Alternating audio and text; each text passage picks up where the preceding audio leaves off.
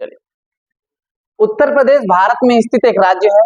ठीक, यह जनसंख्या की दृष्टि में भारत सबसे बड़ा राज्य है एवं क्षेत्रफल की दृष्टि में चौथा नंबर का राष्ट्र है।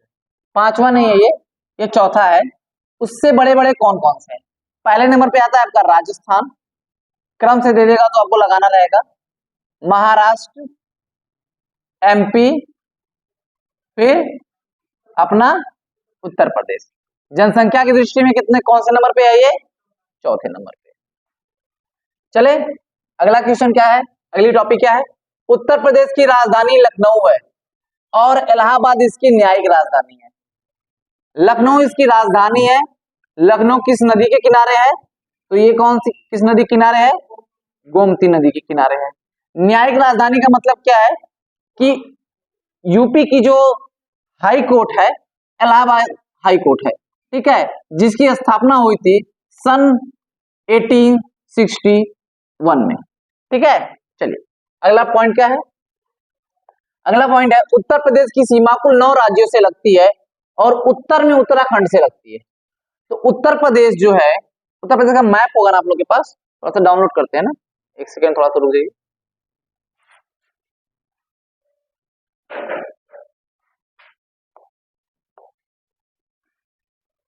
कितने राज्यों से मिलती है उत्तराखंड? देखिए, पहला सहारनपुर, मुजफ्फरनगर, बिजनौर, मुरादाबाद, रामपुर, बरेली और पीलीभीत। कितने राज्य हो गए? 1 2 3 4 5 6 7। कितने? 1 2 3 4 5 6 7। 7 राज्यों से उत्तराखंड की सीमा लगती है। बिजनौर, बिजनौर हमारा ऐसा क्षेत्र है, ऐसा जिला है जहां से गंगा नदी यूपी में एंट्री करती है। यहां से गंगा नदी एंट्री करती है और बलिया से बाहर निकल जाती है। चले अपने क्वेश्चन की तरफ चले, हमारा टॉपिक था। चलिए,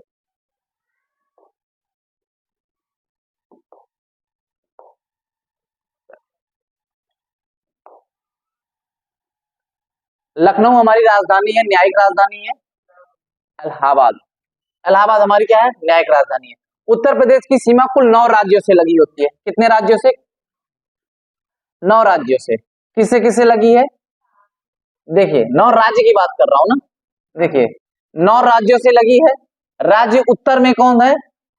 उत्तराखंड, हिमाचल प्रदेश, पश्चिम में हरियाणा, दिल्ली और राजस्थान, दक्षिण में मध्य प्रदेश, छत्तीसगढ़ और पूरब में आपका बिहार और झारखंड। कितने राज्य हो गए? 9। 9 में एक आपका केंद्र शासित प्रदेश है। दिल्ली से केवल 2 शहर, 2 जिले सीमा बनाते हैं। कौन कौन सा? ग से दोनों का नाम है, गौतम बुद्ध और गाजियाबाद। ठीक, चलें आगे। अच्छा, सहारनपुर, सहारनपुर 3 जिलों से 3 राज्यों से सीमा बनाता है। कौन कौन सा? कौन बताएगा? मैं सहारनपुर 3 राज्यों से सीमा बनाता है। देखिए हरियाणा, ऊपर हिमाचल प्रदेश और इधर उत्तराखंड। कितने से? 3 से। इधर हरियाणा, ऊपर हिमाचल प्रदेश और इस साइड उत्तराखंड, 3 राज्यों से। चलें आगे। झारखंड केवल एक जिले से सीमा बनाता है। कौन सा जिला है? सोनभद्र, बहुत अच्छे। बिहार अधिक राज्यों से बनाता है। छत्तीसगढ़ कितने किस एकमात्र एक राज्य से सीमा बनाता है? छत्तीसगढ़ किससे? किस एक जिले से? सोनभद्र से, बहुत अच्छा। किससे सीमा बनाता है? सोनभद्र से सीमा बनाता है। चले चलिए अगला कह रहा है उत्तर प्रदेश में कुल कितना? अच्छा, छत्तीसगढ़, बिहार, ठीक है। अतिरिक्त राज्य पूर्वोत्तर दिशा में नेपाल से सीमा बनाता है। नेपाल में भारत के कितने जिले सीमा बनाते हैं? देखिए पीलीभीत। चलिए मैप पे एक बार फिर से आते हैं।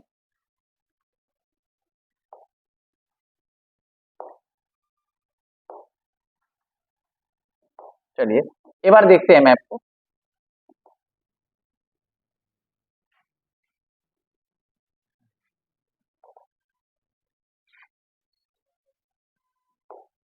देखिए नेपाल हमारा कहाँ है? ये हमारा नेपाल है। ठीक, नेपाल पीलीभीत से सीमा बनाना शुरू कर रहा है। देखिए, पीलीभीत, खीरी, बहराइच, श्रावस्ती, बलरामपुर, सिद्धार्थनगर, महाराजगंज। काउंट कर लीजिए। पीला भात खाया। ठीक, फिर बाहर से बलराम सिद्धार्थ ने मारा। ठीक, पीलीभीत, लखीमपुर खीरी, पीली भात का या फिर खीर याद रखो या खीर याद रख लो। पीली भात की खीर या पीलीभीत, लखीमपुर खीरी। फिर बहराइच, यहाँ पे एक संत हुए थे, इनका नाम था ददीची, बहराइच के थे आपके। इन्होंने क्या किया, अपने हड्डियों का दान दे दिया था, उसी से इंद्र का वज्र बना था। जब दानव लोग बहुत ज्यादा आक्रमण करने लगे तो ये उनको मारने के लिए एक बहुत मजबूत हथियार की जरूरत थी। तो ददीची ने अपने प्राण को त्याग करके कहा कि मेरे अस्थियों का क्या बना लीजिए, औजार बना लीजिए, जो मैं बहुत ज्यादा तपस्वी हूँ और मेरे औजार से बना हुआ, मेरे हड्डियों से बना हुआ औजार उन दुश्मनों को मारने के लिए काम करेगा। तो जब आप इंद्र का वज्र देखते हैं तो वज्र एकदम हड्डियों का ढांचा लगता है छाती का, वो वज्र उसी से बना हुआ है। तो वहां ददीची थे यहाँ के। श्रावस्ती, किस लिए श्रावस्ती जाना जाता है बाबू?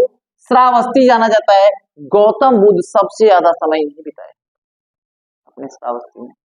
ठीक है, बलरामपुर, सिद्धार्थनगर, महाराजगंज। कैसे याद करेंगे आप लोग को? पीला भात, बहराइच, श्रावस्ती, ठीक, बलरामपुर, फिर उसके बाद सिद्धार्थनगर, फिर महाराजगंज। ठीक, चले आगे। ठीक है, 7 जिलों से बनाता है। वो कितने से बना रहा था? चलिए चलिए,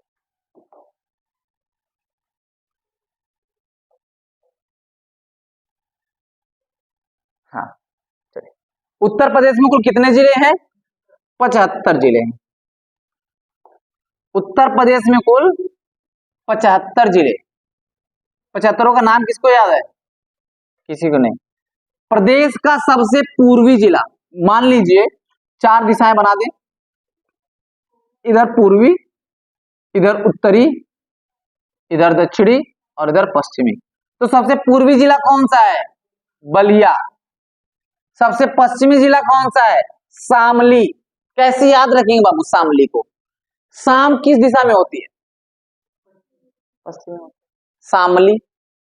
ठीक, सबसे दक्षिणी जिला ना, सबसे उत्तरी जिला है सहारनपुर, सबसे दक्षिणी जिला है सोनभद्र। सोनभद्र सबसे दक्षिणी जिला, सबसे उत्तरी जिला कौन सा है?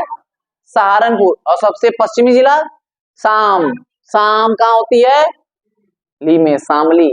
ठीक है, आगे चले। और पूर्वी जिला तो आपको याद है आपका बलिया, बलिया के बाद बक्सर। ठीक, वो अच्छा, ये पूर्वी सीमा किस राज्य से लगती है? बिहार से लगती है, याद रखिए।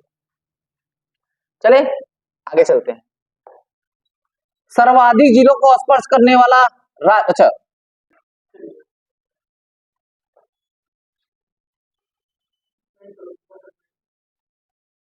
उत्तर प्रदेश।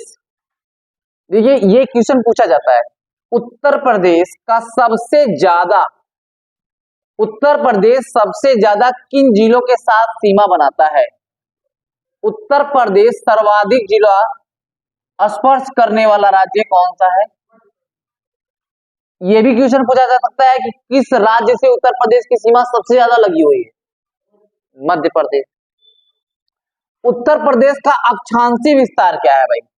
देखिए, अक्षांशीय विस्तार मैंने बताया था, मान लीजिए ये आपको उत्तर प्रदेश है, तो उत्तरी अक्षांश इसका कितना है? 23 डिग्री 52 मिनट। ठीक, सॉरी एक सेकेंड, रुक जाइए।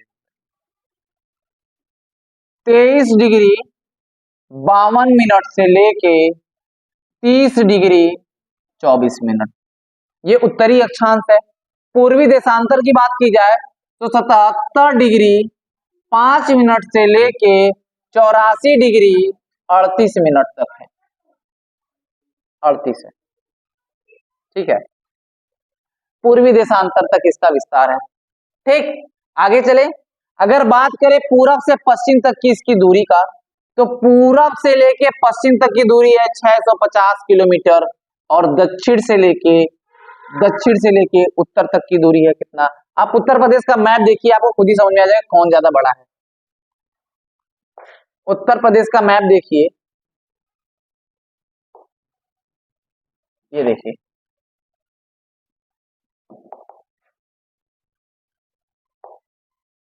देखिए अगर मैं इधर की दूरी देखूं, इधर की ज्यादा है और इधर की कम है, तो उत्तर से लेकर दक्षिण तक की दूरी कम है और पूरब से लेकर पश्चिम तक की दूरी, ठीक है। चलें आगे, चलिए 650 240 याद रखिएगा, 650 240 दूरी।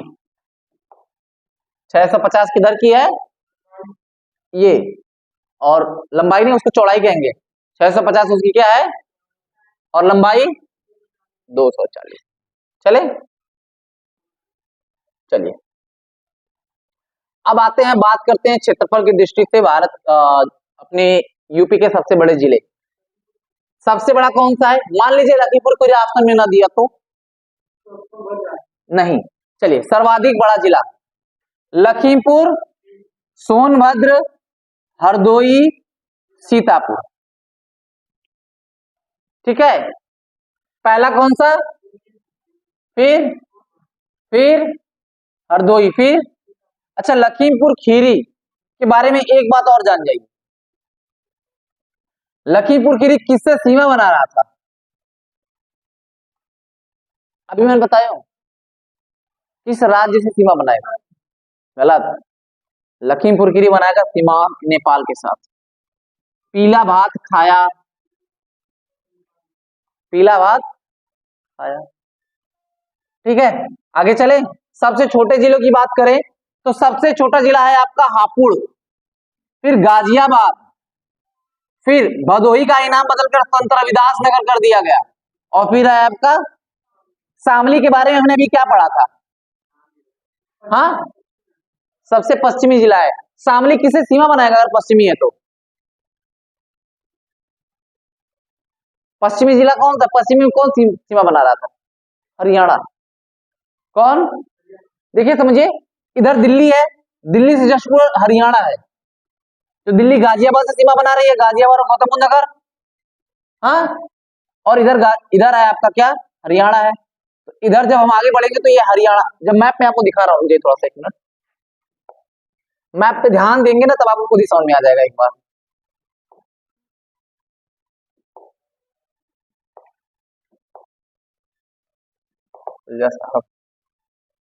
देखिए यहाँ पे एक बार ध्यान से देखिएगा एकदम, देखिए ये देख रहे हैं हरियाणा, अब ये रहा आपका शामली, कहाँ गया भाई मुजफ्फरनगर, अरे मुजफ्फरनगर शामली देख रहा हूँ,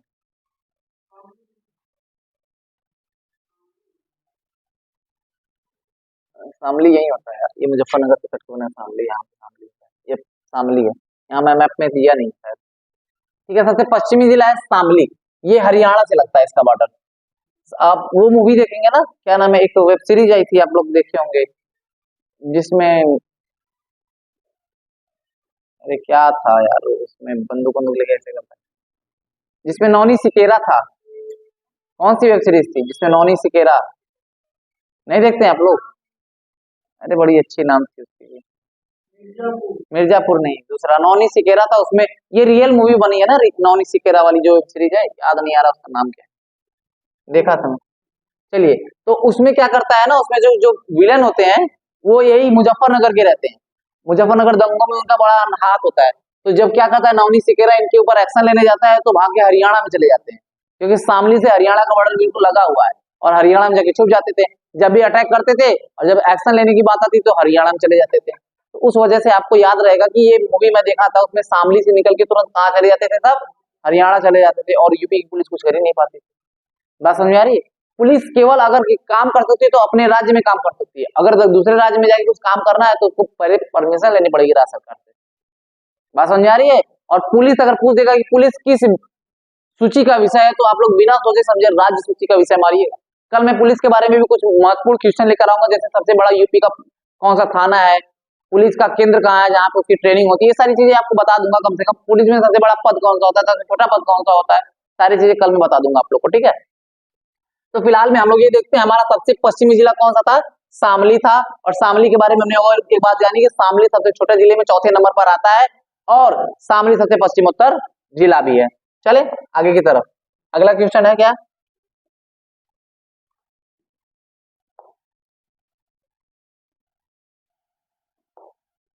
चलिए।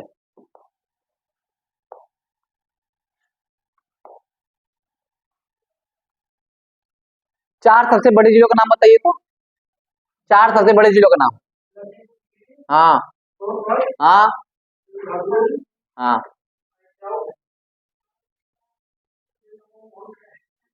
चलिए चलिए देखिए इधर आते हैं। उत्तर प्रदेश का सबसे पूर्वी जिला कौन सा है, बलिया, इसे पढ़ लिया हम लोग ने। चलिए, नेपाल के साथ कौन कौन से राज्य सीमा बनाते हैं, 7। अभी बात किया हमने महाराज सिद्धार्थ, बलरामपुर श्रावस्ती, पीली भात की खीर बाहर आई, पीली भात की खीर, ठीक, बलरामपुर श्रावस्ती और महाराज सिद्धार्थ। दो दो की तीन तीन को टुकड़ों में याद करके याद करिए, महाराज सिद्धार्थ, पीली भात की खीर बाहर आई, और दूसरा ये क्या है, बलरामपुर और श्रावस्ती। देखिए तोड़ के याद करेंगे, याद हो जाएगा। 3 भागों में मैंने तोड़ा नेपाल से सीमा बनाने वाले राज्य। पहले में कौन था, महाराज सिद्धार्थ, ठीक, उसके बाद बलरामपुर श्रावस्ती, फिर 3 जिले कौन से थे, लखीमपुर खीरी, पीलीभीत, बहराइच, ठीक। आगे चले, नेपाल के साथ उत्तर प्रदेश कितनी सीमा बनाता है, 589 किलोमीटर, सॉरी। चले, विभिन्न राज्यों से लगने वाले उत्तर प्रदेश के जिले कौन कौन से, बहुत इंपॉर्टेंट क्वेश्चन यहां से बनता है। अब देखिएगा, यही आपको याद रखना है। हिमाचल प्रदेश केवल एक राज्य से सीमा बनाता है, किससे, सहारनपुर से। हरियाणा मात्र केवल किससे किससे सीमा बनाएगा, देखिएगा वहां पे दिखा नहीं रहता शामली ने, यहाँ शामली दिया है।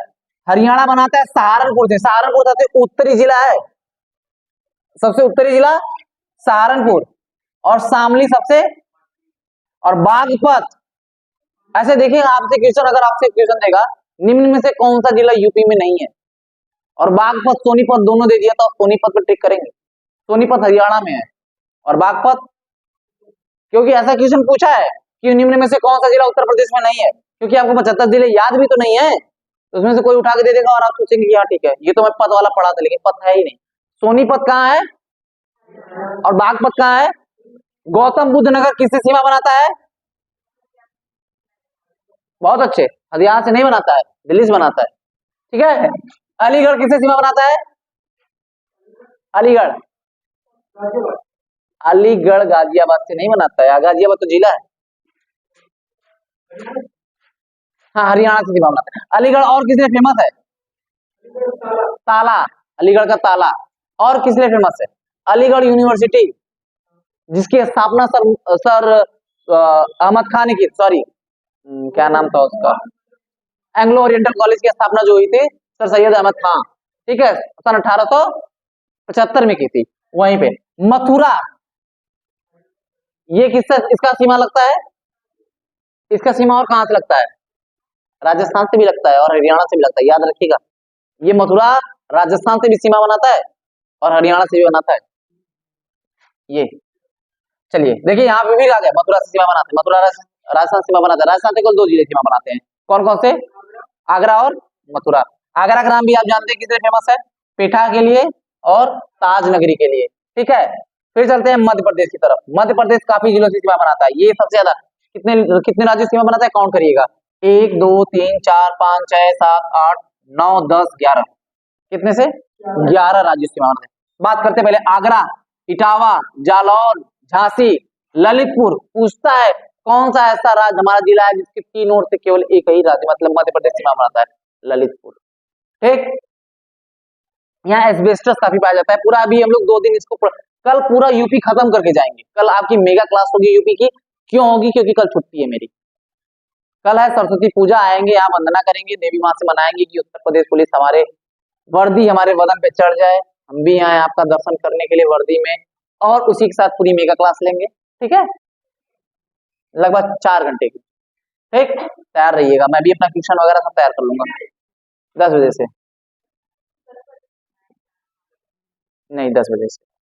मुझे भी बहुत जगह काम है ना, तो काम नहीं रहेगा क्या छुट्टी में? स्कूल का काम नहीं है ना। चलिए, महोबा, महोबा बांधा। अच्छा, महोबा किस लिए जाना जाता है? पान के लिए। महोबा पान के लिए। और अलाउद्दीन यही कहते, बांदा, चित्रकूट, इलाहाबाद, मिर्जापुर, सोनभद्र। ठीक, किसे सीमा बनाते हैं? मध्य प्रदेश कितने राज्यों से सीमा बनाता है? 11 राज्यों से। हरियाणा ना 6, 3 यार, 3 यार। ठीक, चले आगे। बात करें छत्तीसगढ़, कितने राज्यों सीमा बनाएगा छत्तीसगढ़? एक, किससे? सोनभद्र से। बहुत अच्छे। झारखंड कितने राज्यों से? बस किससे बनाएगा वो? चलिए, बिहार, बिहार पूरा पूर्वी जिला बनाएगा। एकदम इस साइड के जितने भी होंगे सारे बिहार के होंगे। कौन कौन से होंगे ध्यान से देखिएगा। ठीक है, बिहार सोनभद्र से स्टार्ट करते नीचे से, चंदौली, गाजीपुर, बलिया, देवरिया, कुशीनगर, महाराजगंज। महाराजगंज और किससे सीमा बनाता है? महाराजगंज नेपाल से सीमा बनाता है। ऊपर देखे थे ना हम लोग ना, महाराजगंज ऊपर नेपाल से सीमा बना रहा था, और महाराजगंज किससे सीमा बना रहा है? बिहार से। बिहार से। मैं देखो इस जिले में भी गया हूं, इसमें भी, गाजीपुर भी, चंदौली भी, सोनभद्र भी। बस कुशीनगर नहीं गया। कुशीनगर किस लिए फेमस है बाबू? कुशीनगर किस लिए फेमस है? गौतम बुद्ध का देहांत हुआ था, महापरिनिर्वाण। पूछ देगा निम्न में से किस जिले में गौतम बुद्ध का महापरिनिर्वाण हुआ था? तो आप महापरिनिर्वाण नहीं बता पाएंगे। धर्मचक्र प्रवर्तन किस जिले में हुआ था? गलत, वाराणसी। वाराणसी में ही सारनाथ में सबसे ज्यादा उपदेश दिए थे ना, उसी को कहा जाता है धर्मचक्र प्रवर्तन। अगर आप धर्मचक्र प्रवर्तन नहीं समझेंगे तो फिर आप गलती कर देंगे। धर्मचक्र प्रवर्तन क्या होता है? पहला उपदेश। महापरिनिर्वाण, मृत्यु हुई। अरे डायरेक्ट मर गए बोलोगे, ये बड़े खतरनाक इंसान हो। चलो, उत्तराखंड, उत्तराखंड भी एक इंपॉर्टेंट है। उत्तराखंड ही हमसे अलग हुआ था। कब हुआ था?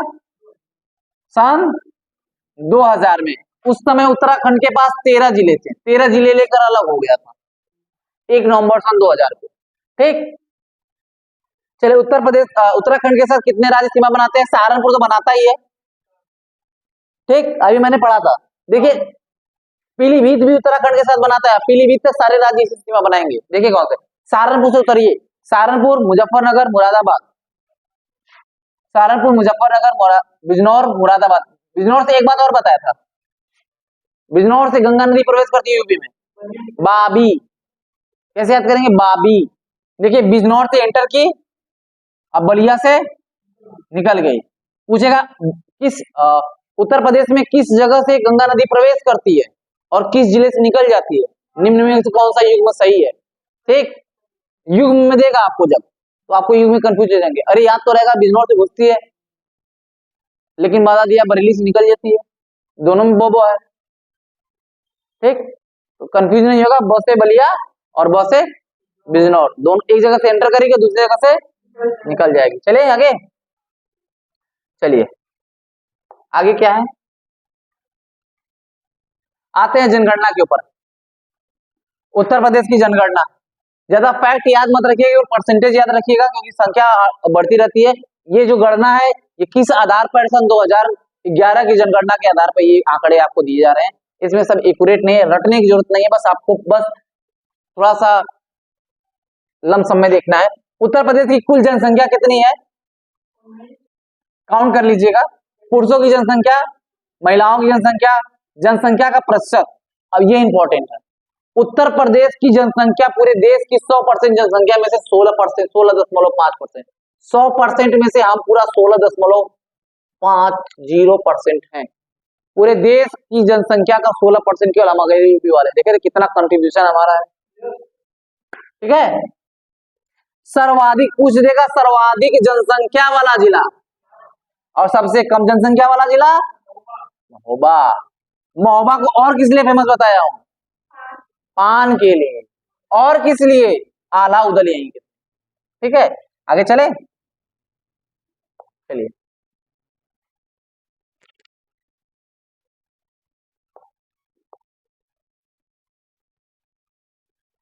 दस की वृद्धि का मतलब क्या होता है? 10 की वृद्धि का अर्थ क्या होता है? 10 की वृद्धि मतलब 10 सालों में जो वृद्धि होती है उसको 10 की वृद्धि कहा जाता है, क्योंकि हर 10 साल बाद जनगणना होती है। जैसे जनगणना होनी चाहिए थी 2011 में, तो 2021 में होनी चाहिए थी, लेकिन नहीं हुई, कुछ कारणों से नहीं हुई, पता नहीं क्यों, राजनीतिक कारण रहे होंगे, के बारे में ज्यादा जानकारी नहीं, ठीक है। तो 10 की वृद्धि के दौरान 2001 से 2011 के दौरान 10 की वृद्धि कितनी रही है? 20.23%। जनसंख्या की बात कर रहा हूं। 10 की वृद्धि में राज्यों का स्थान कौन सा रहा?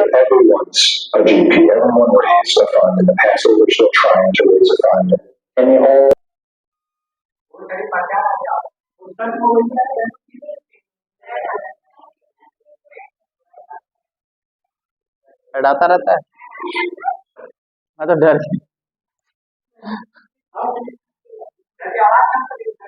चलिए चलिए, राज्य की हम लोग कहाँ थे? 10 की वृद्धि की तरफ थे ना। अच्छा, 10 की वृद्धि में राज्य का स्थान कौन सा था? तो हमारा 14वां स्थान था। हमसे आगे 13 राज्य थे जिनकी वृद्धि थोड़ा अच्छी हुई थी। चलिए, 10 की वृद्धि में सबसे ज्यादा वृद्धि करने वाला राज्य कौन सा था? गौतम बुद्ध नगर। अच्छा, गौतम बुद्ध नगर में ही आपका ग्रेटर नोएडा है। गौतम बुद्ध नगर में ही ग्रेटर नोएडा है। अभी हम लोग देखेंगे कि उत्तर प्रदेश के एनसीआर जिले कौन कौन से हैं और उसको याद भी करेंगे, क्योंकि उत्तर प्रदेश एनसीआर क्या होता है जानते हैं, और एनसीआर क्यों बनाया गया। जैसे दिल्ली जो हमारे देश की राजधानी है दिल्ली, दिल्ली का क्षेत्रफल थोड़ा कम है, तो वहां के लोग जो सब लोग चाहता है कि दिल्ली में बसे, दिल्ली में काम होता है, सबको जॉब मिलती है, दिल्ली एक डेवलप क्षेत्र है, तो सब लोग चाहता है कि दिल्ली में रहे। लेकिन दिल्ली का जो एरिया है बहुत कम है और कम एरिया में ज्यादा लोग रहना चाहते हैं। तो अब दिल्ली सरकार क्या कर रही है कि आसपास के जो अलग अलग राज्यों के जिले हैं उनको दिल्ली की तरह डेवलप कर रही है, ठीक। तो इसको कहते हैं नेशनल कैपिटल रेंज। एनसीआर का मतलब होता है नेशनल कैपिटल रेंज, मतलब कि राष्ट्रीय राजधानी क्षेत्र। मतलब कि अगर आप दिल्ली में नहीं भी रहेंगे और इन जिलों में रहेंगे तो माना जाएगा कि आप दिल्ली में ही रहेंगे। दिल्ली के आसपास के जिलों को नेशनल कैपिटल रेंज के तौर पे चिन्हित किया जा रहा है, जिसमें उत्तर प्रदेश के कितने जिले हैं? 8 जिले हैं। अभी इनका नाम आएगा, मैं आपको याद करवाऊंगा, ठीक है। चले आगे, चलिए। 10 की वृद्धि करने सबसे कम करने वाला कौन सा राज्य था? सारे बोल रहे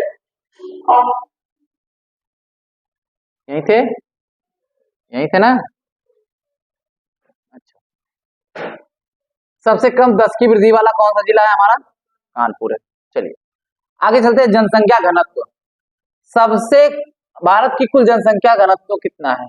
889, सॉरी 29, ठीक है 29, 829। अच्छा, जनसंख्या घनत्व का अर्थ क्या होता है?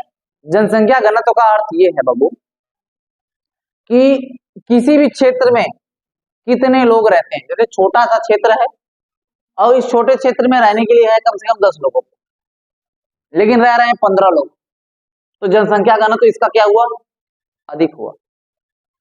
और अगर जगह है 50 लोगों की और रह रहे हैं 3 लोग,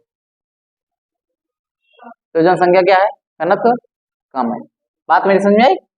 तो उत्तर प्रदेश की जनसंख्या घनत्व क्या है? 800। सबसे अधिक जनसंख्या घनत्व वाला राज्य हमारा पड़ोसी बिहार है। सबसे ज्यादा जनसंख्या घनत्व यहाँ की है, ठीक है। बात करें सबसे अधिक जनसंख्या घनत्व वाला जिला कौन सा है? गाजियाबाद। सबसे ज्यादा भीड़ यहीं पे रहती है। क्यों रहती है? मैंने बताया कि दिल्ली के पास वाला क्षेत्र है, और दिल्ली के पास वाला क्षेत्र तो एनसीआर है, और एनसीआर है तो ज्यादातर लोग दिल्ली में रहना चाहते हैं। दिल्ली में तो जगह है नहीं, तो कहाँ जाके रहेंगे? गाजियाबाद में। तो सबसे ज्यादा जनसंख्या घनत्व कहाँ पहुंच गया? गाजियाबाद। सबसे कम कहाँ पे है? ललितपुर में। ललितपुर किससे बॉर्डर बना रहा था, बता रहा था मैं?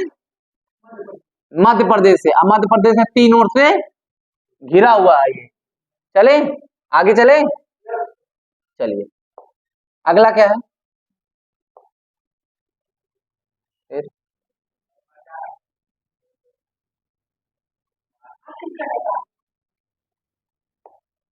ठीक, चलिए इसके बारे में नहीं पढ़ेंगे, ठीक है, ये इतिहास है वहां का, ठीक है। लिंगानुपात देखते हैं, हाँ क्या बोलिए? हाँ हाँ हाँ हाँ। चलिए, राज्य की कुल जनसंख्या घनत्व की अनुपात कितना है?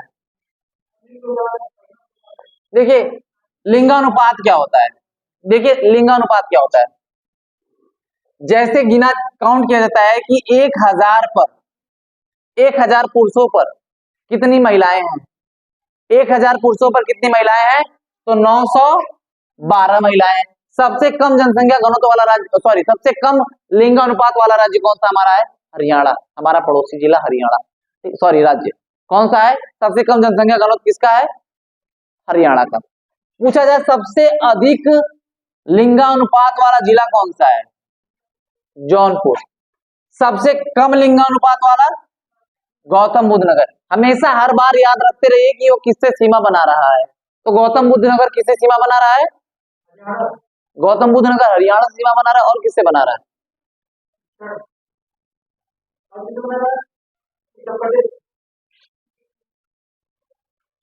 ना बेकार है यार।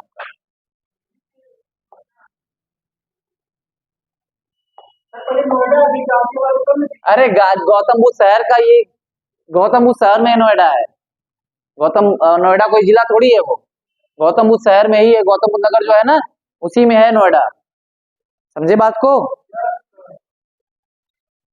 कुल साक्षरता दर कितनी है उत्तर प्रदेश की? 67.6। सबसे ज्यादा शिक्षित जिला कौन सा है? सबसे कम शिक्षित जिला? श्रावस्ती के बारे में और क्या बताया था, किससे सीमा बना रहा है ये? नेपाल से। और क्या बताया हूं श्रावस्ती के बारे में? गौतम बुद्ध ने सबसे ज्यादा उपदेश दिया था, सबसे ज्यादा टाइम तक यहीं टिके थे, ठीक है। कुल महिलाओं की साक्षरता दर कितनी है? 57.18, पुरुषों की 77.28। सबसे अधिक साक्षर महिलाएं किसमें है? कानपुर में, सबसे कम श्रावस्ती में, ये दोनों कम है, ठीक है। सबसे अधिक पुरुष साक्षर किसमें है? गौतम बुद्ध नगर, सबसे कम, ठीक है। चले आगे,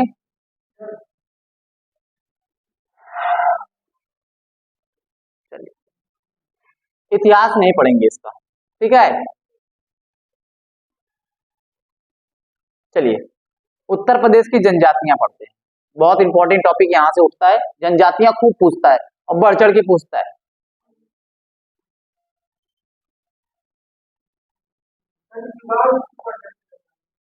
तो लगाइए ना।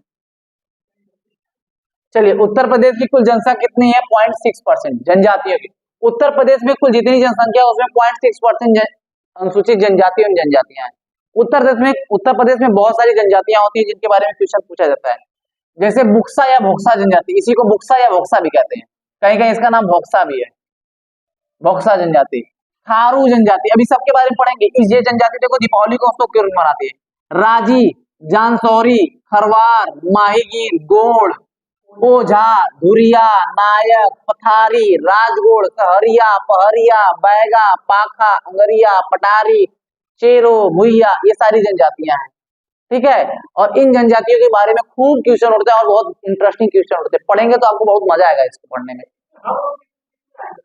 आप लोग जनजाति नहीं, ठीक है, आप जाति हैं, क्या है जनजाति में शामिल होना चाहते हैं, शामिल हो जाइए, आरक्षण मिलेगा आपको। आप किस कास्ट के हैं? यादव है तो आप ओबीसी हैं, पिछड़ा है, ठीक है, आप पिछड़ी जाति के। जनजाति मतलब उनसे भी पिछड़े ग्रुप है ना आपका। एक है जनरल, मान लीजिए,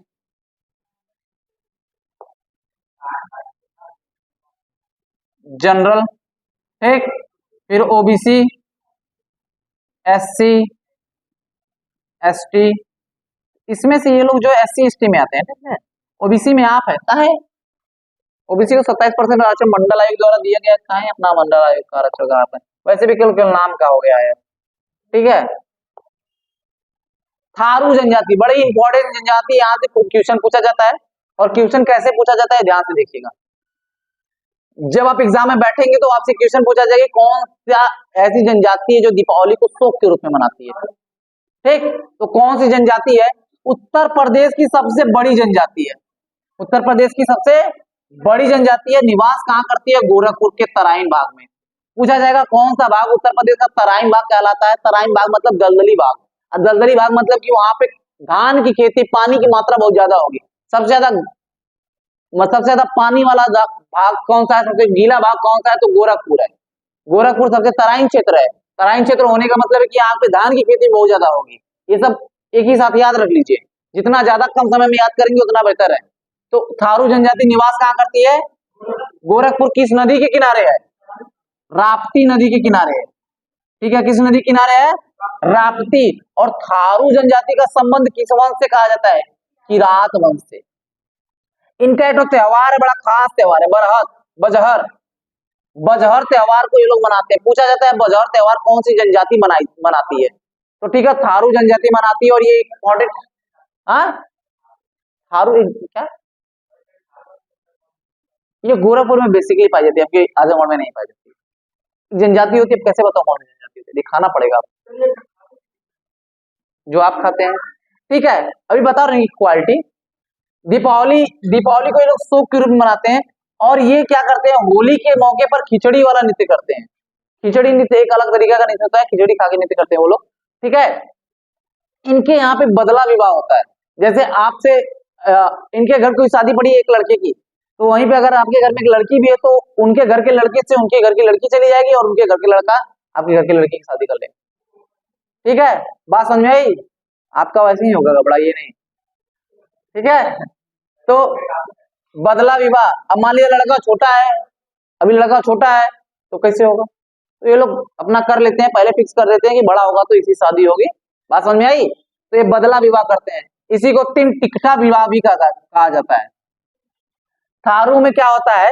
जब विवाह पक्का हो जाता है तो एक चीज होती है पक्की, एक औजार बनाते हैं, एक तरीके का बर्तन बनाते हैं वो लोग मिट्टी का, उसको कहते हैं पक्की। और उसी को फोड़ देते हैं और कहते हैं अब शादी क्या हो गई है? फिक्स हो गई है।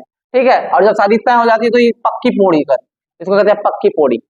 ठीक, मतलब इनकी जो रिलेशन है वो बन गया है, मतलब शादी होने वाली है। ठीक है, चले अगले जनजाति की तरफ चलते हैं।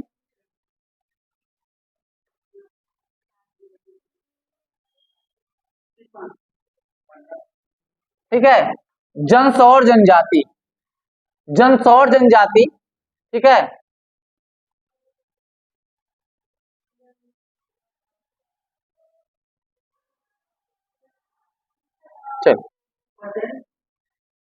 चलिए चलिए जनसौर जनजाति जो होती है मुख्यतः बैसाख पचई पचाई मतलब दशहरा और दीपावली के टाइम पे, होली के बाद कुछ डांस करते हैं। ठीक है, ये सब डांस देखिए, डांस याद रखिए कौन कौन सा, बस एक दो डांस याद कर लीजिएगा, ज्यादा नहीं। एक हारुल याद कर लीजिएगा, धी याद कर लीजिएगा और मरोज याद रख लीजिएगा।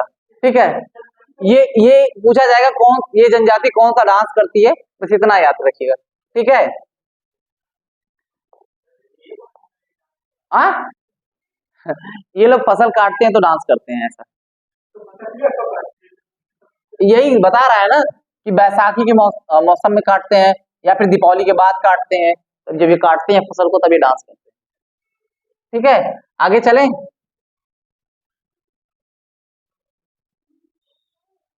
कहाँ गया बाकी दुनिया? बुक्सा जनजाति, बुक्सा बताया था ना। अच्छा, बुक्सा जनजाति जिसे भोक्सा जनजाति भी कहा जाता है, उत्तर प्रदेश में बुक्सा जनजाति बिजनौर में रहती है। बिजनौर के बारे में और क्या बताया था? किसे सीमा बना रहा है बिजनौर? बिजनौर सीमा किसे बना रहा है? उत्तराखंड से, बहुत अच्छे। बिजनौर सीमा किसे बना रहा है? ठीक है, बुक्सा जनजाति के पंचायत का सर्वोच्च व्यक्ति जो होता है उसको तख्त कहा जाता है, तख्त ताउस। समझ में आ रहा है? राजगद्दी जिसे कहा जाता था, तो जो वहां का मुखिया होता है, सरपंच का मुखिया होता है, उसे तख्त कहा जाता है। और ये पढ़ने की जरूरत नहीं है। ठीक है, आगे चले। खरवार जनजाति, खरवार जनजाति आप लोग सुने होंगे, खरवार जनजाति नहीं सुने? अरे हमारे यहाँ एक मूर्ति लगती है राजकुमार की, वहां पे एक अनाउंसर है, उसका नाम है अमित खरवार। वो अनाउंस करता है, वो थोड़ा न्यूज वगैरह में भी एंकर वगैरह है, कुछ बोलता है, समाज आता है। हाँ, आए हुए सभी दर्शनार्थियों का हार्दिक स्वागत एवं अभिनंदन करता है आपका अभिषेक खरवार, ऐसे कहता है वो। ठीक, तो खरवार हम लोग पहली बार में खरवार जनजाति पढ़ा तो मैं उसका नाम देखा तो लगा खरवार, ये आपके जब बेसिकली सोनभद्र में पाए जाते हैं खरवार जनजाति। ठीक है, खरवार जनजाति मुख्यतः सोनभद्र जिले में निवास करती है। देखिए यहाँ पे आगे, ठीक, कह रहा है आगे कि उत्तर प्रदेश में खरवार जनजाति के लोग सूरजवंशी, पतवी, दौलतबंदी, खेरी, मैगती जनजाति, इनकी उपजाति से संबंध नहीं है, कोई दिक्कत नहीं, इसको पढ़िएगा मत। ठीक है, इनमें केवल पढ़ने वाली एक चीज है कि कर्मा डांस करते हैं। ये डांस कौन सा करते हैं? कर्मा। पूछेगा कि कौन कर्मा डांस किस राज्य से, किस जिले से संबंधित है? आप सीधा मानेंगे कौन सा? सोनभद्र। अगर कभी एग्जाम दे रहे हैं, मान लीजिए आप आज आप उत्तर प्रदेश पढ़ रहे हैं, कभी भी ऐसा पूछ दे कि कर्मा नृत्य किया जाता है और उसमें उत्तर प्रदेश ऑप्शन ना हो, तो आप सीधा खोजेंगे कि सोनभद्र किन जिलों से सीमा बनाता है, उसमें किसी का नाम है कि नहीं, या छत्तीसगढ़ दिया होगा, या झारखंड दिया होगा, या बिहार दिया होगा, इससे हटके कुछ नहीं देगा, क्योंकि सोनभद्र इन चारों जिलों से सीमा बनाता है और यहाँ के निवासी भी कर्मा डांस करते हैं। और कर्म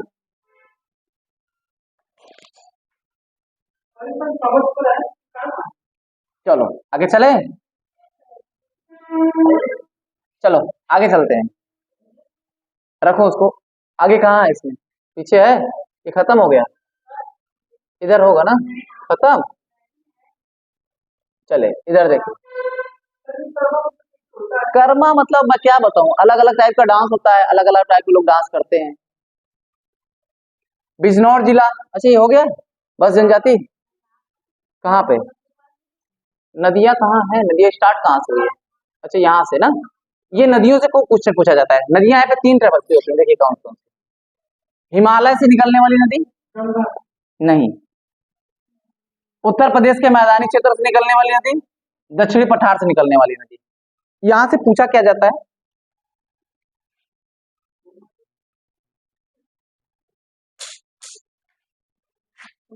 चलिए यहां देखते हैं, हिमालय से निकलने वाली नदियां कौन सी है?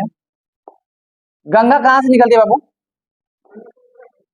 गंगा कहां से निकलती है? उत्तराखंड में कहां से? नहीं, गंगोत्री से निकलती है। यमुना कहां से निकलती है? एक जगह है उत्तराखंड में, एक चोटी, इसका नाम है बंदर पूछ, बंदर पूछ, वहां से निकलती है। काली नदी, रामगंगा नदी, घाघरा नदी एवं गंडक नदी, ये सारी हिमालय से निकलने वाली नदियां हैं और उत्तर प्रदेश में बहती हैं। ठीक, फिर उत्तर प्रदेश के मैदानी क्षेत्रों में कौन कौन सी नदी है? गोमती नदी। गोमती नदी कहां से निकलती है? मैं बताया था एक बार, शायद नहीं याद होगा आपको। गोमती नदी आपकी निकलती है पीलीभीत से। किससे? पीलीभीत। पीलीभीत कहां पड़ता है? किसी सीमा बना रहा है पीलीभीत? पीलीभीत किसी सीमा बना रहा है? हाँ, उत्तराखंड और नेपाल दोनों सीमा बनाएगा। पीलीभीत से एक झील है जिसका नाम है फुल्लर झील, फुल्लर झील। और फुल्लर झील से क्या होता है, ये कौन सी नदी निकलती है? गोमती नदी। गोमती नदी किनारे कौन सा एक मुख्य शहर बसा हुआ है? लखनऊ बसा हुआ है। चले आगे चले, वरुणा नदी, पांडव नदी, रिहंद नदी के बारे में कौन पूछता है? रिहंद नदी किस जिले में है? सोनभद्र। किस जिले में है? सोनभद्र। सोनभद्र जिले में एक बांध बनाया गया है, रिहंद बांध, रिहंद बांध। और ये जो रिहंद बांध है, ये रिहंद बांध है, इसके पीछे जो डैम बना हुआ है, इसके पीछे एक कृत्रिम झील बनी हुई है। ठीक है, कृत्रिम झील बनी हुई है, जिसको कहा जाता है सबसे बड़ा कृत्रिम झील, भारत की सबसे बड़ी कृत्रिम झील, जिसका नाम है गोविंद बल्लभ पंत झील। क्या नाम है? गोविंद बल्लभ पंत झील, नाम याद रखिएगा, गोविंद बल्लभ पंत। उत्तर प्रदेश के पहले मुख्यमंत्री रहे थे ये, गोविंद बल्लभ पंत उत्तर प्रदेश के पहले मुख्यमंत्री थे। बात समझ में आई? चलिए आगे। चलिए, चंबल नदी मैंने बताया था कहां से उद्गम होता है, बेतवा नदी, केन नदी, सोन नदी, टोंस नदी, कन्हार नदी। ये टोंस आपकी वाली टोंस नहीं है, ठीक है। चले आगे। चले गंगा नदी के बारे में बात करते हैं।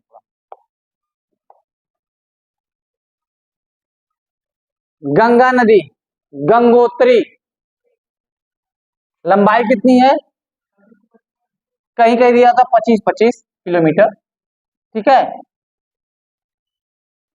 गिरती कहां पे है, सहायक नदियां कौन कौन सी है इसकी, भागीरथी, रामगंगा, यमुना। सबसे बड़ी सहायक नदी इसकी कौन सी है, कोसी नदी। कहां का सूख कहलाती है, घाघरा, गंडक, गोमती,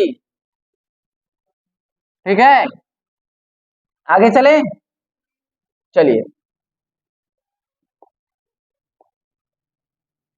यमुना नदी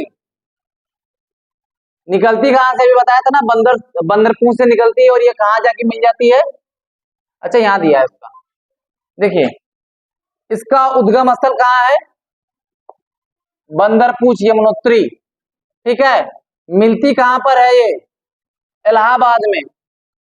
इलाहाबाद में संगम बनाती है ना, कौन कौन सी 3 नदियां संगम बनाती हैं, नहीं यही तीनों बनाती है। इसकी सहायक नदियां कौन कौन सी है, चंबल, बेतवा, गिरी एवं केन। अच्छा पूछा जाता है चंबल नदी यमुना नदी के साथ कहां मिलती है, तो इटावा में मिलती है। इटावा किस राज्य से सीमा बनाता है, जो बता देगा जानेंगे। गलत, मध्य प्रदेश से सीमा बनाता है, बहुत अच्छा। जालौन कहां से सीमा बनाता है, वो भी मध्य प्रदेश से बनाता है, बहुत अच्छा। चले अगला क्वेश्चन क्या है,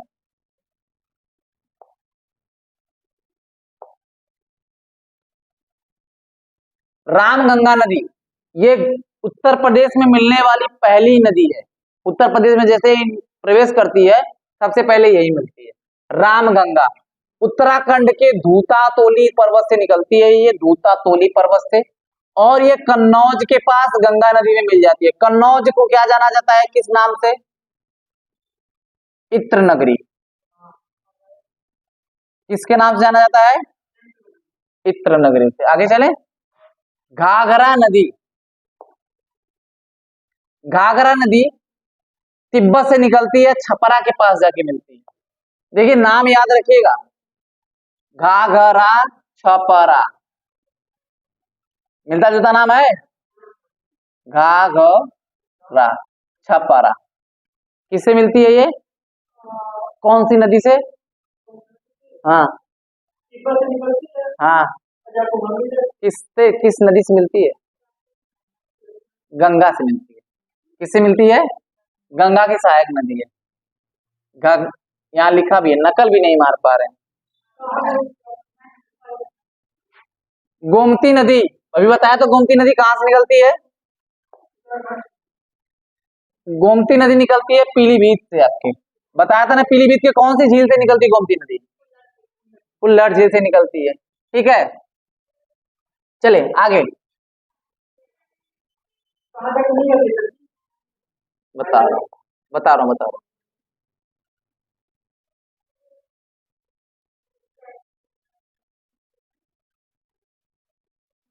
गाजीपुर में गोमती नदी, गाजीपुर। अच्छा वो देखिए मार्कंडे बाबा गए कि नहीं मार्कंडे, गाजीपुर का जो बॉर्डर है, गाजीपुर और इसका बनारस का, उसी के बॉर्डर पे एक जगह है गाजीपुर, मतलब गाजीपुर का जो क्षेत्र है जहां पे बनारस मिलता है, जहां मार्कंडे धाम है, मार्कंडे धाम में ही तो ये दोनों नदियां मिलती हैं।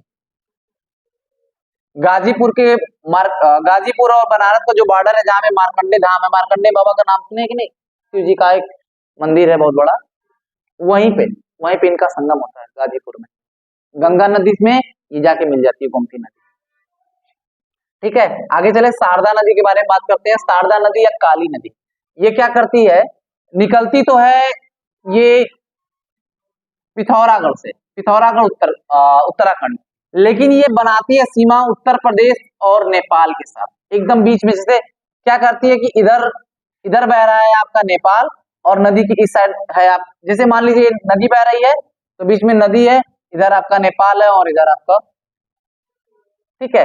चलते हैं आज ये सरयू नदी पढ़ा के, सॉरी शारदा नदी पढ़ा के बाकी कल पढ़ाते हैं। इसकी लंबाई छोड़ दीजिए, ये घाघरा नदी में मिल जाती है, छोड़ दीजिए। इसकी सहायक नदियां कौन कौन सी ये देख लीजिए। शारदा नदी, सरयू नदी है, ये सरयू नदी क्यों जानी जाती है बाबू? अयोध्या इसी किनारे है, ठीक है, बाकी कोई जरूरी नहीं है, ठीक है।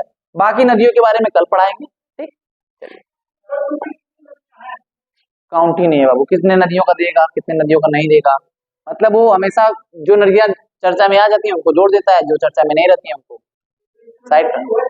सरयू बहुत ज्यादा चर्चा में है इसलिए याद रखिएगा, बंद करिए उसको फटाक। सरयू खुद सहायक नदी है।